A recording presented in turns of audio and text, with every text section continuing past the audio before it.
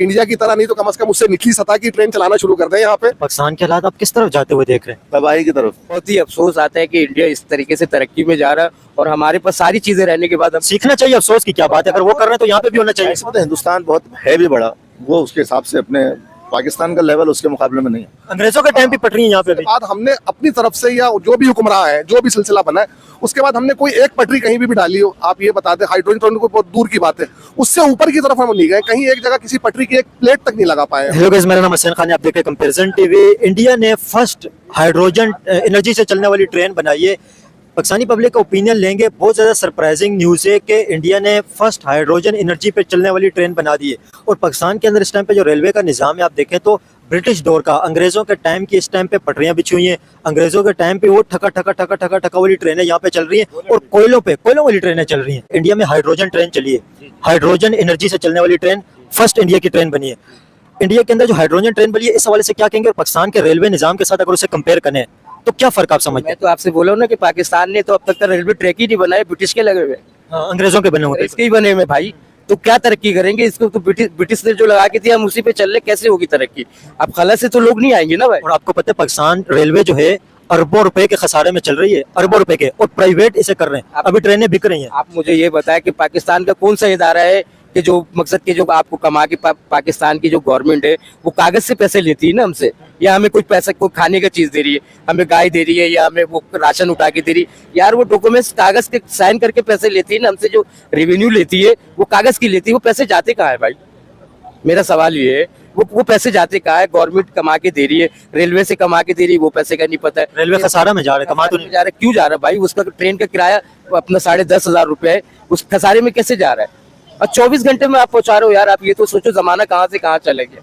आप ये तो देखो, एक सड़क सही नहीं है, इलेक्ट्रिक गाड़ी आपने दे दी, सड़क सही नहीं है यहाँ पे, एक रोड भी सही नहीं है। और अभी बुलेट ट्रेन भी कह रहे हैं कि इंडिया में बहुत जल्दी बन जाएगी, उसका प्रोजेक्ट चल रहा है, आधे से ज्यादा काम हो गया।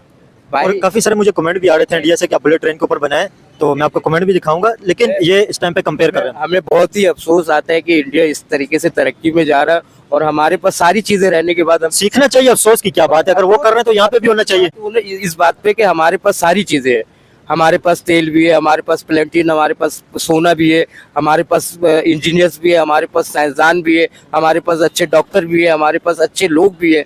लेकिन आप करना चाहोगे तो होगा ना भाई। आप विल पावर नहीं है, आप करना ही नहीं चाहते ना, आपके दिल में ये ख्याल ही नहीं है कि यार हम अच्छा करें कुछ।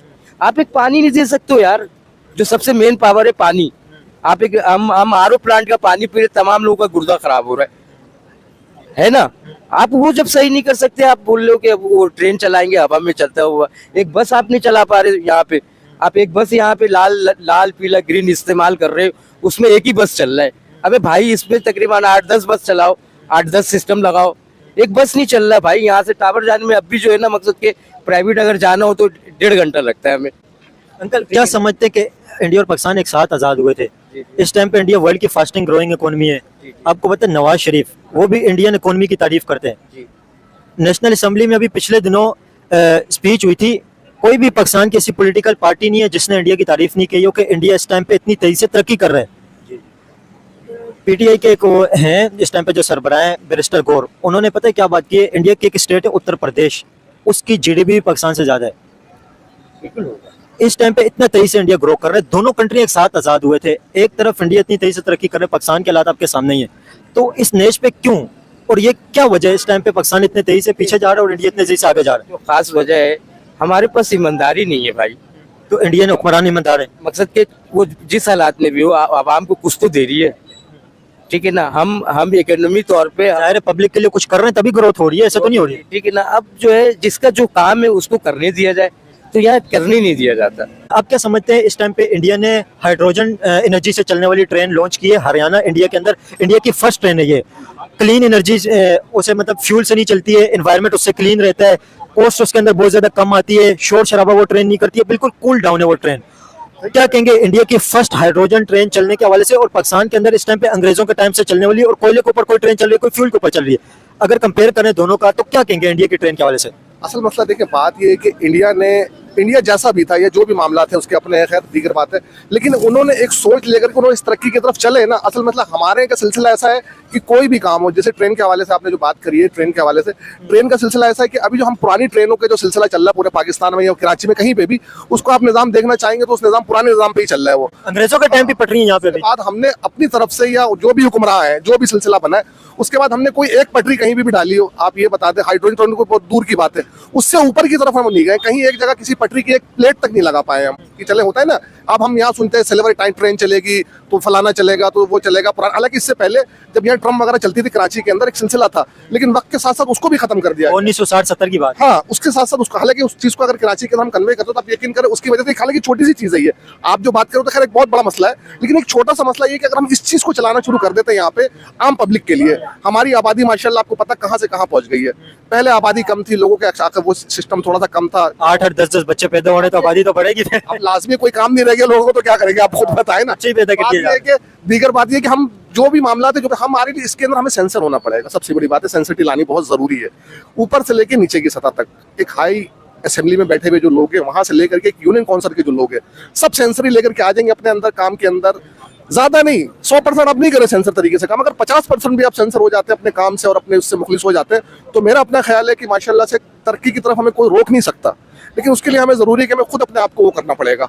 अब हम देखें ना, हम ये कि हमारा बजट कहाँ से कहाँ पहुंच जाता है, बजट का जो सिलसिला कहाँ से कहाँ पहुंच जाता है। आपको पता है पाकिस्तान का 48% जो बजट है वो लोन से लेके बनता है, आप सोचिए। और 48% बजट जो है वो कर्ज के सूद की अदायगी में जाता है। जी, ऐसा ही है, ऐसा ही। अब कर्ज की सूद की अदायगी में जाता है तो पब्लिक के ऊपर क्या लगेगा? अब देखें ना, मसला ये कि आज आप जो भी है, हम हर चीज के ऊपर एक टैक्स अदा कर रहे हैं ना, कोई भी चीज हम खरीदते हैं, यहाँ टैक्स अलग देते हैं, उधर टैक्स अलग देते हैं, इतना टैक्स देने के बाद भी हम इस दहलीज पे हैं।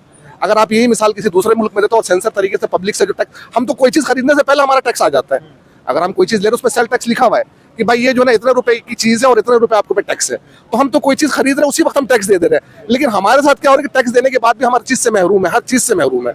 अब इसके लिए भाई सिर्फ हम यही कह सकते हैं अपने हुक्मरानों से और लोगों से कि हमारे लोग थोड़ा सा सेंसर हो जाएं, अपने तरफ, अपने लोगों की तरफ देखें और अपने लोगों को फैसिलिटेट करें किसी भी तरीके से। लेकिन जिस तरह इंडिया ग्रो कर रहा है, इंडिया की अभी जो फर्स्ट हाइड्रोजन एनर्जी से चलने वाली ट्रेन बनी है, तो इंडिया ने अभी ये अपना टारगेट रखा हुआ सारी क्लीन एनर्जी के ऊपर चलने वाली बसें बनाएंगे, क्लीन एनर्जी के ऊपर चलने वाली ट्रेन बनाएंगे, और क्लीन एनर्जी की तरफ इंडिया जो जा रहा है, हाइड्रोजन एनर्जी से चलने वाली इंडिया ने जो ट्रेन बनाई है, इस हवाले से आप क्या कहना चाहेंगे? हरियाणा इंडिया के अंदर इसका इफ्तिताह किया प्राइम मिनिस्टर नरेंद्र मोदी ने, इंडिया की ग्रोथ के हवाले से आप क्या कहना चाहेंगे? भाई देखिए ना, वो तो अच्छी बात है, उन्होंने ग्रोथ जो किया है अपना, जिस तरीके से उन्होंने, आप बता रहे हैं कि उस तरीके से ग्रोथ कर रहे हैं वो, उस तरीके से अच्छी बात है भाई। हालांकि देखिए आप उनकी आबादी कितनी है, 1.5 अरब की आबादी है माशाल्लाह से, छोटी आबादी नहीं है, 1.5 अरब की आबादी है, और आबादी के होने के बाद भी इतना बड़ा इकदाम अगर वो कर रहे हैं तो अच्छी बात है, अपने मुल्क को तरक्की दे रहे हैं। हालांकि ऐसा नहीं कि उनके मुल्क में करप्शन का निजाम नहीं है, ऐसा भी नहीं कि करप्शन तो अमेरिका में भी होती है जो सुपर पावर ऐसा भी नहीं है, वो ऐसा भी नहीं कि करप्शन नहीं है या मामला नहीं, लेकिन ये कि सब अपने हिस्से का जो खा रहे हैं ना, वो एक हद तक खा रहे हैं, लेकिन हमारे जो खा रहे हैं वो 100% खा जा रहे हैं। समझ रहे हैं मेरी बात को?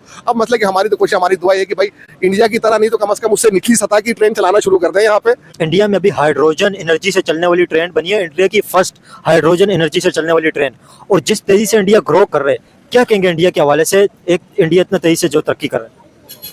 वो हर चीज में खुद कफील होता है ना। हम तो कोई भी चीज बाहर से लेते हैं, खरीदते हैं और उसको बेचते हैं 4 पैसे के अंदर, 1 पैसे की लेते हैं 4 पैसे में बेचते हैं, आवाम से ऊपर जुल्म करते हैं। वो लोग ऐसा नहीं करते, वो लोग पूरी टेक्नोलॉजी लेते हैं, इसीलिए तरक्की कर रहे हैं और वो करेंगे। और हाइड्रोजन ट्रेन इंडिया ने अपनी बनाई है, मेड इन इंडिया, इंडियन इंजीनियरों ने वो ट्रेन बनाई है, और इंडिया ने अपनी टेक्नोलॉजी से वो ट्रेन बनाई है पूरी।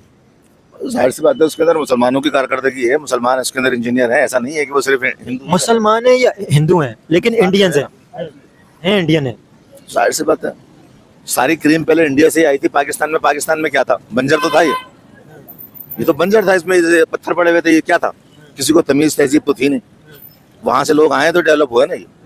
लेकिन अभी इंडिया तेजी से तरक्की कर रहा है, तो करेगा ना भाई, जाहिर सी बात है, वो अपने मुल्क से मुखलिस है, हम नहीं है, हमारा बस नहीं चलता, हम तो लूट के खा जाए, चोरी कर रहे हैं अपने बिसात के मुताबिक सब।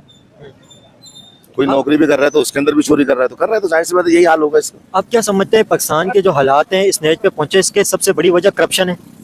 करप्शन तो है, नीचे से आपने करप्शन कह रहे हैं चोरी कर रहे हैं, तो मतलब इंडिया में चोरी फिर नहीं हो रही है? इंडिया में हो रही है, लेकिन इंडिया मुस्तहकम है इतना, आपके पास ले दे के 4 सूबे जो उसके 1 सूबे के बराबर है, उसके पास अगर करप्शन होती भी हो तो वो कवर कर लेता है, आप नहीं कर सकते। आपके पास कितनी छोटी सी तो आबादी है, क्या करेंगे आप? उसके 1 सूबे की आबादी आपके मुल्क के बराबर है, उत्तर प्रदेश की फिर मुल्क के बराबर नहीं है, मुल्क से भी ज्यादा है। ज्यादा है, तो फिर और आपको पता है यूपी की जीडीपी ग्रोथ और जीडीपी ओवरऑल जो इकोनॉमी है वो भी पाकिस्तान से ज्यादा है। ज्यादा है, इसमें कोई शक नहीं। अब ये क्या है, गुड़ पड़ा हुआ है, कचरा पड़ा हुआ है, ये ऐसे ही पड़ा हुआ रहता है। लगाओ थोड़ा कचरे पे लगाओ, जो कचरा इस टाइम पे यहाँ पे बना हुआ है ये सारे, हालांकि मेन सड़क है वहाँ पे, मेन सड़क के ऊपर कचरा पड़ा। संवारेंगे गली का कचरा आप साफ नहीं कर सकते, मुल्क को कैसे संवारेंगे, मुल्क को डेवलप कैसे करेंगे, तरक्की कैसे होगी? तरक्की नहीं होती ऐसे मुल्क में। जो कुत्ता भी बैठता है तो तुमसे झाड़ के बैठता है यार, हम लोग तो ऐसे हैं कि उससे भी गए गुजरे हुए। जाहिर सी बात है हिंदुस्तान बहुत है भी बड़ा, वो उसके हिसाब से अपने पाकिस्तान का लेवल उसके मुकाबले में नहीं है। अंकल सिर्फ बड़े होने की तो बात तो नहीं है, अगर आप 70 से पहले देखें, 90 से पहले देखें तो पाकिस्तान इंडिया से आगे था, इंडिया से अच्छा, पाकिस्तान का रुपया भी स्ट्रॉन्ग था, इंडियन इकोनॉमी भी अच्छी थी, पाकिस्तानी इकोनॉमी भी अच्छी थी। 62 में तो पाकिस्तान दूसरे ममालिक को कर्जा देता था। अब जर्मनी को पाकिस्तान ने कर्जा दिया, ये ऑफिशियल बात मौजूद है कि हर तरफ से भीख मांगना, वजीर आजम भी भीख मांग रहा है, वजीर भी भीख मांग रहा है, सदर भी भीख मांग रहा है, और जो इनके अलावा वो भी भीख मांग रहे हैं, कशकोल लेके चल रहे हैं। उन्होंने ये वतीरा बना लिया कि हम मांग कर ही गुजारा करेंगे, इसके अलावा गुजारा नहीं है, तो तरक्की नहीं कर सकते। मतलब ग्रोथ के ऊपर या एक्सपोर्ट के ऊपर कोई तवज्जो ही नहीं है, बस ये दिक्कत स्टार्ट गाड़ी चल रही है। धक्का स्टार्ट, भीख मांगो और लेके चलो, और जो भीख मांग ले उसके अंदर से भी अपने अकाउंट में डाल दो कुछ, और कुछ थोड़ा सा अगर चला दिया चला दिया, वरना मुल्क पे तो खैर नहीं लगाते। लेकिन इंडियन अपने कंट्री के लिए तवज्जो दे रहे हो ना, अपनी कंट्री के लिए काम कर रहे हैं। अभी ये जो हाइड्रोजन ट्रेन जो इंडिया में बनी है, ये मेड इन इंडिया बनी है। अब पूरे यूरोप के अंदर ट्रेन का निजाम है एक दूसरे से मिलने के लिए। भाई हमारे पास अफगानिस्तान है, पाकिस्तान है, तुर्की है, ये सारे ममालिक क्यों नहीं ट्रेन का सिस्टम चलाते? देखिए अफगानिस्तान, पाकिस्तान, तुर्की तो वो तो बाद में आते हैं ना, पहले कंट्री के अंदर तो सही तरह रेलवे का निजाम बन जाए। यहाँ पे तो अंग्रेजों के टाइम के चल रहे निजाम, अरबों रुपए के खसारे में पाकिस्तानी ट्रेन चल रही है, और आए रोज ट्रेन एक्सीडेंट होते हैं। गुलाम किसके? अल्लाह के और रसूल के तो नहीं है ना, अंग्रेजों के गुलाम है। तो बस उन्हीं के उसके ऊपर चल रहा है, लकीर की पीटते हुए चल रहे हैं, बस सही है। जब तक वो चल रही है, खत्म हो जाएगी तो ट्रेन भी खत्म हो जाएगी। एजुकेशन जो कंट्री की ग्रोथ के लिए बेसिक चीज है, एजुकेशन में अगर आप देखें तो सरकारी स्कूलों में गधे बंधे हुए होते हैं। अभी पिछले दिनों इकरार हसन ने प्रोग्राम किया था, गवर्नमेंट स्कूल के अंदर गधे बंधे हुए थे, और टीचर वहाँ पे आते ही नहीं है। एजुकेशन लेवल अगर इस हाल का होगा तो कंट्री कैसे ग्रो करेगी? ये तो फिर ये हालात जो बने हुए ये बनने ही है फिर। ऐसे ही है, ऐसे असल मतलब पता है, देखिए ना एजुकेशन का निजाम तो पाकिस्तान के अंदर आपको पता है, अभी मैट्रिक के एग्जाम हुए ना, अभी रिजल्ट आए ना एग्जाम में। अच्छा मैट्रिक के एग्जाम, आपकी बात थोड़ी सी माजरत में काट रहा हूँ, अब दिल पे हाथ रख के बताना, कराची शहर में हम लोग रहते हैं, सबसे बड़ा शहर है पाकिस्तान का, यहाँ पे कोई एक स्कूल आप ऐसा बता सकते हैं जहाँ पे मैट्रिक में 9 मैट्रिक के अंदर चीटिंग नहीं होती? नहीं, ये देखिए एक बात बता दें, ये चीटिंग का निजाम, ये चीटिंग की बात है ऐसा कोई स्कूल? नहीं, ऐसा तो हो नहीं सकता कि चीटिंग नहीं होती, चीटिंग होती है, ऐसा नहीं है चीटिंग नहीं होती, चीटिंग होती है। लेकिन मेरा कहने का मतलब ये है कि अगर चीटिंग हो रही तो ऐसे हालात स्कूल वाले या बोर्ड वाले ही पैदा कर रहे हैं ना। लेकिन कोई एक स्कूल आपको लगता है आपने अपनी लाइफ के अंदर कोई एक स्कूल ऐसा देखा जहाँ पे बिल्कुल चीटिंग नहीं होती? ऐसा तो आप ये देखिए, अब तो ये कॉन्सेप्ट ही नहीं है। अब तो ये कॉन्सेप्ट अगर कोई कहता है, या कोई स्कूल वाले कहते हैं, या कोई बोर्ड वाले कहते हैं कि अब स्कूल में चीटिंग नहीं हो रही है, उतने इतने 5 रुपये बेंच बना देते हैं, वो जाके विजिट करते हैं और जाके देखते हैं चीटिंग नहीं हो रही, लेकिन पता चला दूसरे कमरे में सारे बैठ के चीटिंग कर रहे हैं। अच्छा, वो चीटिंग कर रहे हैं। अब देखिए ना, इसमें तो हमारे निजाम की गलती है ना। 5 मिनट के लिए सिर्फ चीटिंग रुकती है, उसके बाद फिर स्टार्ट हो जाती है, और जो आ रहे होते हैं विजिट में उन्हें भी पता होता है क्या हो रहा है, लोग उसके बावजूद आंखें बंद करके थोड़ा कैमरे वैमरे घुमा के बता देंगे भाई ये सब कुछ ठीक चल रहा है, फिर चले जाएंगे। अच्छा देखिए, मैट्रिक के हिसाब से आपको एक मिसाल दूं। अच्छा ये देखिए ना, अब इससे क्या होता है कि जो बच्चा पढ़ने वाला है ना, उसकी भी हक तलफी हो जाती है। बोर्ड का निजाम ऐसा बना हुआ है कि एक सिस्टम आ जाता है, अभी क्लिप कर गया था जब जिस दिन रिजल्ट आया, सिस्टम किसी में आ रहा है कि बंदा अटेंडेंस ही नहीं हुआ है, हालांकि अटेंडेंस लोग हुए हैं, अटेंडेंस लगी है, लोगों की हाजिरियां भी लगी है, लेकिन वहां पे अटेंडेंस ही नहीं हुए। लोग बता रहे अटेंडेंस ही नहीं हुआ, 2 पर्चे में फेल हो गए, चलो फेल तो कलीग्स में, लेकिन बंदा जब गया है तो आपका निजाम किस तरीके का है, आपका सर्वर किस तरीके का है, आप अपने निजाम को बेहतर नहीं कर पा रहे, चंद हजार या चंद लाख तलबा को आप नहीं रिकवर कर पा रहे, उनका डेटा आप सही वो नहीं कर पा रहे। देखिए एजुकेशन लेवल उस एज पे चला गया। अभी मैट्रिक के एग्जाम हुए तो मैं एक स्कूल गया था, वहाँ पे तो उनकी वीडियो भी थी मेरे पास, वीडियो भी वो मैंने चलाई थी, हज़ारों लोगों ने देखी थी। अंदर से जब बच्चे निकले, आप अभी मेंटल लेवल देखें बच्चों का, अंदर से जब बच्चे निकले, एक चीज़ इंसान गलत काम करता है तो इंसान को शर्मिंदगी होती है कि यार ये मैंने गलत कर दिया है, ऐसा मैं किसी को बताऊं नहीं, या किसी को पता चलेगा मेरी बेइज्जती होगी। बच्चे अंदर से निकल रहे थे, मोबाइल ऐसे ऐसे बता रहे थे। जब मैंने उनसे पूछा ना, ऐसे मोबाइल, एक मोबाइल निकाल रहे, एक सोल पेपर निकाल के बता रहे ये मैंने चीटिंग की है, सब अपना मोबाइल, बच्चे मतलब चीटिंग करने पे फखर कर रहे हैं। मतलब ये कहाँ पे निजाम किस लेवल पे चला गया, बच्चे फखर कर रहे हैं। मैं यही तो बताना चाह रहा हूँ कि आप ये देखें ना कि हमारा निजाम ऐसा हो गया कि हालांकि देखिए तालीम का इदारा ऐसा है कि बच्चा जब पढ़ना शुरू होता है तो एक ग्रोथ करता है, आहिस्ता आहिस्ता कौन क्या बने तो वक्त साबित करता है किस तरीके के हालात हो। लेकिन यहाँ तो ऐसा सिलसिला हो गया, अब तो पढ़ाई की अहमियत नहीं रहेगी, अब तो मसला है कि आपके पास अगर पैसों का निजाम है, आपके पास सिस्टम का निजाम है, आप घर बैठे अपनी डिग्री ले लें। ऐसा ही है, सही है ना? ऐसा आपकी जगह पे बच्चा पेपर देने चला जाएगा, सब कुछ हो जा रहा है। तो क्या एक बंदा जो जाहिल है, जो पढ़ नहीं पाया, उसको अपने साइन 18 ग्रेड का ऑफिसर है मिसाल के तौर पर, ऐसे कई मिसाल है, आप किसी भी सतह पे जाए, गवर्नमेंट इदारे में जाए, 100 में से 20% या 25 लोग ऐसे होंगे जो 18 ग्रेड के सीट पे बैठे हुए, 17 ग्रेड के सीट पे बैठे हुए, लेकिन उन्हें अपने साइन नहीं करना आ रहा है। जब उन्हें बैंक भेजते हैं कि भाई कोई अकाउंट खोलना होता है बैंक के जरिए, गवर्नमेंट सरकारी अकाउंट जब खोलते हैं तो एक बंदा मैंने खुद भी देखा, तो जब आप साइन मैच करते हैं तो उनका साइन बैंक में मैच ही नहीं हो पा रहा है। तो अंदाजा करें वो 18 ग्रेड की सीट पे बैठा हुआ है, और एक बंदा जिस तालीम हासिल करके वो 2 ग्रेड की चपरासी लगा हुआ है ग्रेजुएशन पे, और एक बंदा जो पढ़ा ही नहीं है, उसने ग्रेजुएशन की डिग्री ली, 18 ग्रेड में पहुंच गया वो।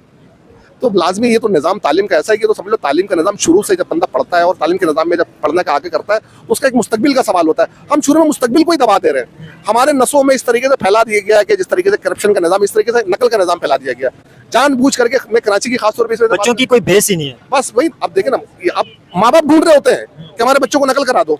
वही नकल मैं खुद देख, अभी बच्चों के साथ किसी के साथ वालिदाई होती है, किसी के साथ वालिदाई होते हैं। मैंने एक पूछा, मैंने वहाँ पे एक फादर आए हुए थे अपने बच्चे को लेके, मैंने उनसे पूछा कि आप अपने बच्चे को अपने साथ लेके आए हुए हैं और चीटिंग करा रहे हैं, आपको पता भी अंदर चीटिंग हो रही है, तो आपके बच्चे को पढ़ाने का या इसकी डिग्री का तो कोई फायदा ही नहीं है ना। क्या मकसद हुआ? आपने पढ़ाया नहीं, आगे कहीं पे जॉब कर पाएगा, नहीं आगे पढ़ सकेगा। अगर आप इसे अब्रॉड एजुकेशन के लिए भेजेंगे अच्छी कंट्री के अंदर, तो वहां पे तो ये टेस्ट भी नहीं पास कर पाएगा।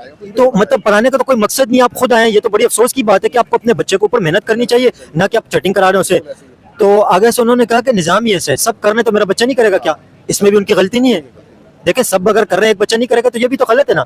एक निजाम इस तरह का बन गया है कि कोई जो बचना चाह रहा है वो भी नहीं बच पाता। नहीं बच पा रहा है, बिल्कुल है। लेकिन ना मसला ये कहने का मतलब ये कि हमारे जो बच्चे या हालांकि माँ बाप से ज्यादा बच्चों का हमदर्द कोई नहीं होता। लेकिन वो अपने बच्चों को मुस्तकबिल देखते हैं ना। देखिए, इस माँ बाप के अंदर माँ बाप की अपनी गलती है, लेकिन मैं कह रहा गलती के अलावा भी एक बात अगर ये सोचेंगे ना, माँ बाप फिर सोचते हैं कि अगर हम अपने बच्चों को नहीं कराएंगे तो सब बच्चे पास हो जाएंगे। उनके जहन में कॉन्सेप्ट है कि हमारा बच्चा फेल हो जाएगा, ऐसा ही कॉन्सेप्ट होता है ना लोगों के जहनों में। तभी अपने बच्चों को ले जाके नकल के लिए दर दर की ठोकरें भी खा रहे होते हैं, स्कूलों के चक्कर लगा रहे होते हैं, कोई सेटिंग बन जाए, कोई मामला हो जाए, हमारा बच्चा पास हो जाएगा।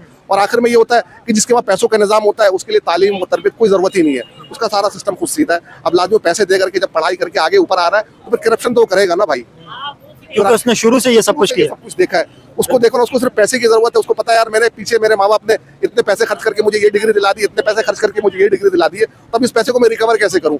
अब लाजमी उसमें माँ बाप शुरू से करप्शन का निजाम उसके अंदर डाल दे रहे हैं। फर्स्ट इंडिया की फर्स्ट हाइड्रोजन एनर्जी से चलने वाली ट्रेन बनी है, क्या कहेंगे इंडिया के हवाले से? हमारा शेख रशीद लालू प्रसाद के घर पे ठहरा है, सारा कुछ मालूमात करके क्या मालूमात कर उसके कार्य में कह रही है उनके क्या लालू प्रसाद यादव के घर पे? लालू प्रसाद शेख रशीद के घर पे गया था, वजीर ट्रेन था। आपका ताल्लुक कहाँ से? लालू का इंडिया बिहार से है। बिहार से? हाँ, और लालू प्रसाद का मकान भी लालू प्रसाद का मिनिस्टर हुआ रेलवे का। ये शेख रशीद उसके घर में ठहरा है, तो उससे क्या सीख के आया? जितने बड़ा उनके ट्रेन का प्रोजेक्ट है, हमारा तो कुछ भी नहीं है, हमारे लोकल बनो गए। लेकिन अंकल, आपका बिहार में अभी कोई वहाँ पे रिश्तेदार रहते हैं या कोई कांटेक्ट है? भाई है, चचा भाई है, ट्रैफिक में थे, बहनों का अंदर चचेरी बहन का चचे भाई 2 रह गए। अब ये उनके बच्चे हैं, उनके औलाद है। आपका रब्ता होता है वहाँ पे उनके? नहीं, हमारे सेक्रेटरीट में रिश्तेदार थे, ख्वाजा नगर, उनके भाई वगैरह वहाँ थे, उनसे जाकर खबरें लेता था। तो आपका दिल करते हैं वहाँ पे बिहार जाने का? बिहार जाने से मैं जिना अस्पताल में सारे भाइयों ने 2-2 चक्कर लगा के गए, वालदा भी होके आ गए। आपके दोनों भाई भी गए, वालिद वालदा भी गए? वालदा नहीं, वालिद सब नहीं, वालदा गई है। हमारे वो गवर्नमेंट सर्वेंट जिना अस्पताल काम करने में हमें ओनएसयू लेना पड़ती है, यानी तो आपको एनओसी नहीं मिली? एनओसी नहीं मिलती है हमारे को नौकरी, सरकारी मुलाजिम के लिए एनओसी जरूरी है। अंकल, किस तरफ जा रहे हैं? पाकिस्तान के हालात आप किस तरफ जाते हुए देख रहे हैं? तबाही की तरफ। मैं एक गवर्नमेंट सर्वेंट हूँ, मेरी गवर्नमेंट मुलाजमत है, मेरी सैलरी है 60-65 हज़ार रुपये, मेरे 4 बच्चे हैं। आप अंदाज़ा लगा ले, और मैं रेंट के घर पे रहता हूँ, आप अंदाज़ा लगा ले कि मैं कैसे गुजरूंगा। और मेरी बिजली की बिल जो आई है वो 22,000 रुपया, सही है। गैस का बिल है वो तकरीबन 3,500 रुपया। मेरे बच्चों का पढ़ाई है तकरीबन कम से कम 22-23 हज़ार रुपये में बच्चों का पढ़ाई में लगाता हूँ। तो मैं क्या करूँ, मेरे पास क्या ऑप्शन बचता है? मैं चोरी करूँ, डकैती करूँ, चीट करूँ, फ्रेप करूँ, क्या करूँ?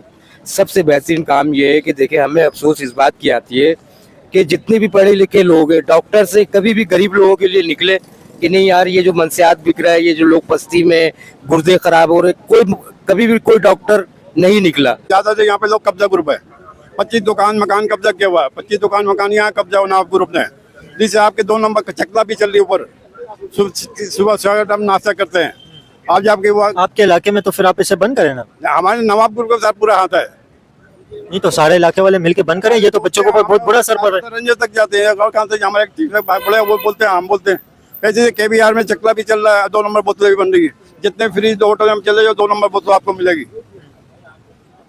पीछे जब कैमरा में आया था, मैं नहीं किया, बैठे हम अपनी जगह बैठे रहे। इसके पीछे एक ग्रुप कहाँ जाए वो काम कर रही है। अब उसके ग्रुप से हम तो लड़ना नहीं चाहिए ना।